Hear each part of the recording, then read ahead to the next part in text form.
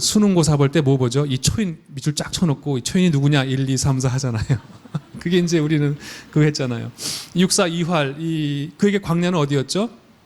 만주를 품 눈 내리는 이 만주 벌판이 어디였냐고요. 식민지가 된 우리 조국이 그에게는 광야였잖아요. 여러분 잘 보시면 이 김광석의 노래나 육사의 시나 우리가 지금 중국의 동북공정 때문에 잊고 있지만 우리 한민족의 무의식 속에는요, 저 고구려 때부터 뛰던 만주가 우리 광야로 들어와 있어요. 사실은 중국이 무서우니까 말 못하고 있지만 저는 우리 안에 있다고 생각합니다. 그러니까 노래 튀어나오고 시에 튀어나오잖아요. 우리 한국인들의 지성사에서 광야가 뭔가, 저기 그 성공회대학의 신영복 선생님의 그 변방을 찾아서라고 하는 에세이집을 보시면 거기 나와요. 그분이 제가 지금 광야라고 표현하는 것을 변방이라는 말로 표현하는데, 그분 요지는 간단해요. 세상의 변화는 중심에서 안 일어난다는 거예요. 변방에서 시작된다는 거예요. 역사가 그랬다는 거예요. 네? 그리고 세상은 중심에서만 안 보인다는 거예요. 변방에 가야 보인다는 거예요. 제가 지난주에 말씀드렸습니다만 정말 제가 미국에 가면은요, 세상이 안 보여요. 미국의 저녁에 TV 뉴스 틀어보죠. 뭔 말인지 하나도, 차라리 KBS 9시 뉴스가 훨씬 세상을 잘 보여줘요. 미국 사람들 알죠? 어디 가나 세상 사람들이 영어를 하고 오니까 한국에 와도 How do you like Korea? 그러고 Do you like 김치? 이렇게 물어보니까 외국말 배울 필요가 없잖아. 미국의 애들요, 제 외국어 못해요. 미국에 지금도 그래서 성서학에 박사학에 들어가려면 한국 사람들 잘 들어가요. 왜냐하면 우리가 그 언어를 외국어로 배워 경험이 있어갖고요. 히브리어 이런 거 잘해요. 한국 사람들이. 또 누가 잘한 줄 아세요? 남미에 있다가 미국에 사는 히스패닉들. 집에 가서는 스페인어 쓰고 학교 가서 영어 써갖고 어릴 때부터 이 언어 고속도로 만들어준 애들이 지금 미국 성서학을 주름 잡고 있어요. 근데 어쨌든 그 농담 있잖아요. 여러분 그 영어로 2개 국어가 가능한 사람은 뭐라 그래요? 바이링거. 그럼 3개 국어가 가능한 사람은 트라이링거. 그러면 1개 국어만 가능한 사람은 뭐라 그러죠? 영어로 유머입니다. 물론 답은 모노링거가 아니고 아메리칸이거든요. 네. 하나밖에 못해요, 언어를. 남자애들 불어 조금 배워. 왜냐하면 나중에 여성들 꼬실 때 프랑스 식당 가갖고 그 콧소리 나는 불어 발음 멋있게 하려고. 그거 외에는 멕시코가 적도 밑인지 위인지 한반도 어딘지 아무 관심이 없어요. 아무 관심이 없어요. 왜? 세상의 중심이 있으니까 세상을 볼 필요가 없어요. 변방에 있어 보세요. 그래서 신영복 선생님 말이 그거예요. 변방이 새로운 창조의 시작이다. 그래서 당신의 존재가 지금 중심에 있다 하더라도 변방의식을, 변방성을 내면하라. 그걸 가지고 세상을 봐라. 당신의 존재가 혹시 변방했다면 열등의식을 갖지 말고 그 변방성을 가지고 창조의 에너지를 만들어라. 이게 신영복 선생의 얘기예요. 뿐만 아닙니다. 요즘에 여러분 인기 좋은 우리 그 프란체스코 교황께서 한 6개월 되셨나요? 좀 있으면 한국에 오신다면서요. 지금 한국 가톨릭은 굉장히 제2의 부흥기를 맞고 있죠. 아마 이번에 교황 다녀가시고 이번 추경 나오셨습니다만 다녀가시면 아마 100만에서 200만의 신도가 늘어날 거예요. 지금 가톨릭 보세요. 지금 우리 민족사 앞에 하시는 저걸 보세요. 굉장합니다. 그런데 이 프란체스코 교황도 계속해서 하는 말이 뭔지 아세요? 그분이 지금 감동을 주고 있잖아요. 노숙자 불러다가 밥 먹이고 식당에 식판 들고 서서 기다려서 같이 먹고. 그분이 하는 얘기가 뭐냐면요, 나가라예요. 변들이 밖으로 나가라는 거예요. 실존 밖으로 나가라는 거예요. 이 교회의 그 강고한 클레리칼리즘, 그 성직주의, 위계주의 이거 타파하고 교회 흔들을 깨우는데 뭐라고 말하냐면 나가라, 실존 밖으로 나가라, 변들이로 나가라. 똑같은 말을 해요. 세상을 읽으려면 변방에 가라. 이게 그 방의 얘기예요. 여러분 기독교 역사에서도요, 소위 수많은 수도원들의 창립자들 공통점이 있습니다. 전부 다 변방으로 이전해서 거기서 세상을 읽어냈던 사람들이에요. 그래서 새로운 걸 시작한 분들이라는 거죠. 자, 그러니까 저는 YMC도 그랬다고 생각해요. 아니 한국 기독교가 그랬다고 생각해요. 이 땅에 들어왔을 때 여러분 중국에 들어왔다가 사라졌던 경교라는 기독교 아시죠? 경교. 왕조에 들어갔었어요. 왕조가 다 기독교인이었었어요. 근데 그 왕조가 망하니까 망했죠. 풀뿌리가 아니었죠. 조선에 들어온 기독교가 왜 소위 성공했는지 아시죠? 아까 말씀드린 뿐만 아니라 언문으로 성경을 번역해서 들어갔죠. 민중 속으로 들어갔죠. 네. 착근을 했죠. 뿐만 아니죠. 제가 예를 들면 제가 이제 가르치는 곳에 그 설립자가 이제 스크랜턴 분이 이제 이화대학을 세우셨는데 그 예를 생각나니까 들어본다면 그 이분이 그 학교만 세운 게 아니고 사실 교회를 더 많이 세웠어요. 근데 세운 교회 중에 하나가 아현감리교회라고 혹시 서울에 애옥에 있어요. 지하철 5호선 애옥에역도 있고 애옥에. 그 애옥에가 어딘지 혹시 아세요? 공동묘지 땅이에요. 사대문 바깥에 시신 갖다 버리던 곳에 갖다 교회 세웠어요. 혹시 남대문에 상동교회라고 있어요. 지금은 그 백화점처럼 되었지만 상동교회. 그 상동교회 그 전덕기 목사님 계셨나? 상동교회도 스크랜턴 선생님의 아들을 윌리엄 스크랜턴이 의사였는데요. 고종이 이들 선교사들한테 중구 정동 그 배꼽 많이 피는 그 사대문 안에 그 좋은 지역에 집 주고 다 줬는데요. 그거 버리고 어디로 나간 줄 아세요? 남대문 바깥이 상동이에요. 거기 어떤 곳이냐면요. 사람들이 살다가 이제 병 못 고치겠으면 갔다가 거적되게 말아갖고 버리던 거기다 가서 의료했죠. 실화인데요. 상동교회 한 권사님이 교회 올라가시다가 구두가 삐끗해갖고 뒤축이 부러졌대요. 그래서 그 앞에 보니까 구두방 하나 있더래요. 길거리에 가서 맡겼대요. 고쳤대요. 얼마입니까? 네, 얼마입니다. 근데 어디 가세요? 네, 지금 교회 가다. 이 교회 교인이세요? 네, 그냥 가세요. 그러더래요. 상동교회 교회님 돈 안 받겠습니다. 그러더래요. 왜요? 그랬더니 우리 할아버지가 사실은 그 병이 나갖고 고치다 안 되고 그래서 온 가족이 할 수 없이 거적되게 말아갖고 갖다 이 앞에 버렸는데 여기 계시던 목사님이 그걸 걷어다가 살려갖고서는 제가 지금 살게 됐으니까 상동교회 교인이라면 돈 안 받습니다. 이게 내 보답입니다. 그러더라는 거죠. 보세요. 간단해요. 원리나 비결이 있다면 간단합니다. 변방으로 갔습니다. 변두리로 갔습니다. 공동묘지로 갔습니다. 성문 밖으로 나갔습니다. 남대문 밖으로 나갔습니다. 변두리로 변방으로 갔습니다. 거기에서 시작했습니다. 그래서 그 기독교가 조선사회를 뒤엎는 민족의 독립과 생명을 살리는 그 일에 쓰임받게 된 이유가 저는 거기 비결이 있다고 생각하는 거죠. 그것이 성서가 말하는 광야라고 하는 거죠. 근데 그 광야라는 것이 저는 체험했어요. 제가 거기 성지순례 있는 동안에 우리 저기 뭐죠? 한국인들은 꼭 새벽 기도를 드리잖아요. 이번에 WC총회 했을 때 전 세계적인으로 기독교가 또 한국어가 그대로 영어가 된 적이 있어요. 예를 들면 여러분 그 민중 신학은 뭐 People's Theology라고 못하고 그냥 MINJUNG 민중 Theology라고 하잖아요. 그것처럼 이번에 마당도 MADANG로 이제 전 세계 기독교 언어가 되어버렸고요. 새벽교회 새벽기도 한국만 있잖아요. 통성기도 그거 어떻게 영어가 된 줄 아세요? 새벽 프레어, 통성 프레어 이렇게 됐어요.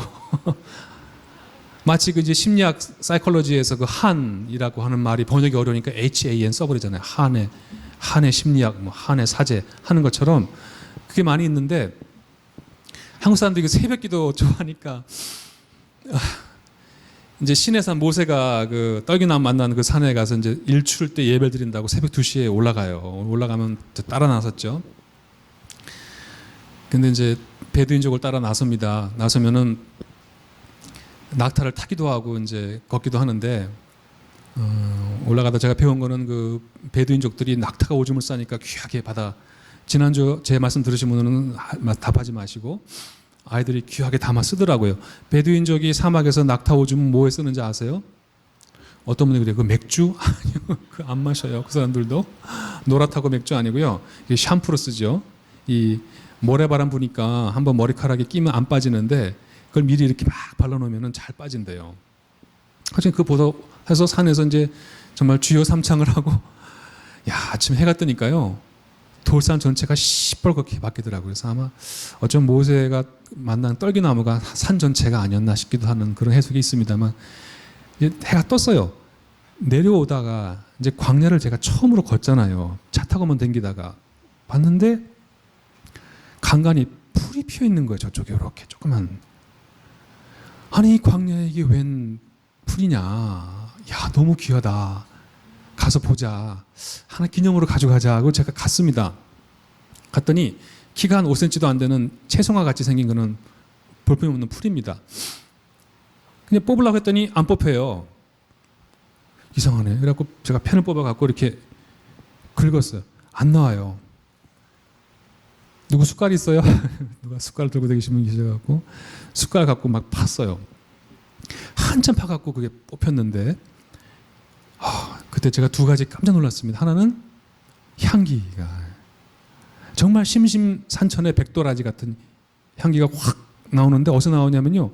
뿌리에서 나오는데 놀라지 마세요. 뿌리가 이 풀의 키는 한 5cm밖에 안 되는데 한 2배 이상 되고요. 굵어요. 훨씬 굵은 뿌리가 땅속에 팍 박혀 있는데 잔뿌리, 털뿌리는 거의 없고 중심뿌리만 탁 박혀 있는 게 이렇게 나오는 거예요. 약초처럼 나오는 거예요. 제가 그 이름 모르는 들풀에서 말하자면 하나님의 계시를 봤죠. 여러분 그 이어령 선생님의 그 축서지향적 일본인이라고 하는 책에 의하면 일본 사람들은 뭐든지 축소하는 사람들이잖아요. 그 중국과 조선의 선비들은 폭포가 있으면 폭포로 그 마차를 타고 그래서 컬처 휠, 바퀴의 문화가 갔거든요. 일본 사람들은 그 자연을 자기 정원에 갖고 싶었죠. 그래서 제퍼니스 가든 보시면 어때요? 그냥 모래하고 돌 몇 개 있죠. 압축했잖아요. 또 일본의 본사이 기억하시죠? 본사이. 분재. 30m 자라는 나무를 이렇게 30cm를 확 줄여갖고 방 안에 놓고 이렇게 그 감상하지 않습니까? 그래서 그걸 일본 문화를 밧줄의 문화라고 얘기하고 축소지향적 문화고 그것 때문에 일본이 경제 성공했다는 것이 이어령 씨의 그 축소지향적 일본이라는 책의 요지거든요. 미국 사람들 이만한 방 크기의 그 첫 번째 컴퓨터를 만들었더니 그걸 손바닥만한 트랜지스터 라디오를 만들어 팔아먹을 생각한 사람이 일본 사람들이니까. 근데 여러분 그 들풀 보다가 제가 분재 생각이 난 거예요. 분재가 뭔지 아세요? 분재 비결이 뭔지 아세요? 어떻게 30m 나무를 30cm 줄이는 줄 아세요? 나무를 뽑아갖고요. 어릴 때 털뿌리 남겨놓고 중심뿌리만 싹둑 잘라주고 그 윗둥을 철사로 꽁꽁 묶어서 넣으면 됩니다. 그러면 뿌리가 잔뿌리는 아무리 숫자가 많아도 표면적이 얼마가 안 돼갖고요. 성장에 필요한 물과 양분을 흡수하지 못하고 생존만 할 수 있는 물과 양분만 갖고 흡수하고 그냥 있는 거예요. 그렇게 늙어버린 게 분재예요. 그러니까 식물 인간이 된 거죠. 식물이. 그러니까 초킹, 목을 졸라놓고 있는 거예요. 그래서 헐떡헐떡 이러고 늙어버린 게 분재죠. 그러니까 감탄할 게 아니라 오히려 식물 학대에 속하는 것이 분재라는 거죠. 근데 그 광야에 있는 제가 만난 풀이 달랐다는 거예요. 자기 키보다 훨씬 깊은 뿌리를 가지고 대지 위에 깊이 박아서 낮과 밤의 기온차로 만들어진 이슬 그거 먹고 가장 척박한 땅에서 가장 강인한 생명력을 자랑하고 있는 것이 광야였다는 것이죠. 여러분 그 풀을 누가 보았을까요? 아까 제가 말씀드린 세례 요한이, 바울이, 빌립이, 야곱이 40년 동안 광야를 헤맸던 이스라엘들이 그걸 보지 않았겠냐는 거죠. 아마 저 같은 깨달음을 얻지 않았겠어요? 우리가 역사를 새롭게 시작하려면, 다시 하려면 온실 속의 화초가 아니라 내 존재의 중심뿌리 전 존재를 대지에 깊이 하나님께 깊이 내리는 것부터 시작해야 한다는 그 단순한 진리를 저는 거기서 보고 배웠을 거라고 생각을 합니다. 제 네 번째 얘기 마무리하고 싶습니다. 우리 한국 기독교가 길을 잃었는데요. 기독교 운동이 표류하고 있고요. 우리 에큐메니카 운동이 쇠퇴하고 있고 분열되고 있습니다. 제가 읽을게요. 그것은 이유가 교회가 크리스찬들이 우리 문명과 기득권의 중심부의 안전지대에 머물러 있기 때문이라고 생각합니다. 오늘도 우리가 가장 경계해야 할 대상은 저는 자기 만족이라고 생각합니다. 현실 안주라고 생각합니다. 익숙한 일상에 사로잡혀 하는 일을 타성적으로 하는 거라고 생각합니다. 다시 시작해야 된다고 생각합니다. 처음부터 다시 해야 된다고 생각합니다. 그러기 위해서는 광야의 영성을 회복해야 된다고 생각합니다. 새 출발하려면 우리의 운동이 처음 시작됐던 그곳으로 돌아가서 다시 해야 된다고 생각합니다. 광야, 아무것도 없기에, 텅 비었기에 모든 것을 새로 상상할 수 있는 곳에서, 또 광야, 아무것도 없기에 아무 것에도 얽매이지 않았기에 하나님 말씀만 들을 수 있는 그곳에서 다시 시작해야 된다고 생각합니다. 타성에 젖은 우리들의 신앙과 운동을 흔들어 버리기 위해 광야로 가야 된다고 생각합니다. 세례 요한이 외치는 소리를 듣기 위해 광야로 가야 된다고 생각합니다. 예, 우리 다시 광야에 서서 새로운 출발을 다짐해야 된다고 생각합니다. 여러분, 놀라운 거든요. 한번 따라해 보시겠어요? 미드바르. 이 광야라는 뜻이에요. 히브리어예요. 미드바르. 또 한번 따라해 보세요. 다바르. 이게 하나님의 말씀이라는 뜻이에요. 둘 다 히브리어인데요. 드바, 어근이 같아요. 히브리 말에서 이스라엘의 신앙에서 미드바르, 드바르가 같은 어근에 나와요. 왜 그런 줄 아세요? 이스라엘이 하나님의 말씀을 어디서 들었냐면 광야에서 들었기 때문이에요. 그래서 광야가 말씀이고 말씀이 광야예요. 하나 더 있어요. 한번 따라 보시죠. 드바르. 이거는 성지예요. 성지. 지성소란 뜻이에요.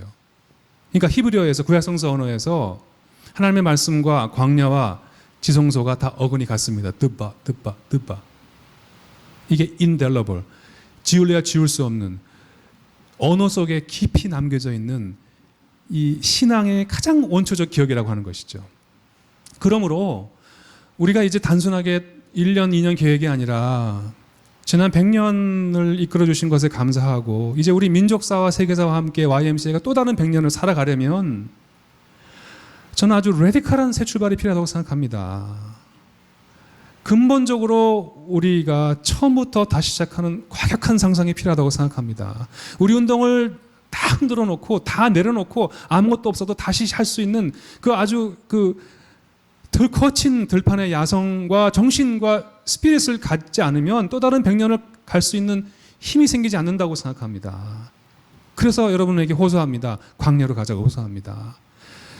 그것이 구체적으로 어떨 것인지, 그렇다고 비행기 타고 이스라엘 광야 가자는 말씀 아니죠. 우리의 사고의 지평이, 우리의 생각이, 우리의 상상력이 변방을 향해서 변방의식을 내면하고 그걸 통해 세상을 보고 그걸 통해 우리 프로그램을 보고 항상 이 변두리에서부터 세상을 어떻게 다시 볼 것인가 하는 그것을 내면화했을 때 저는 우리가 또 다른 100년을 갈 수 있는 막대한 신앙적 에너지를 거기서부터 얻을 수 있지 않을까. 그래서 호소합니다. 광야로 가자.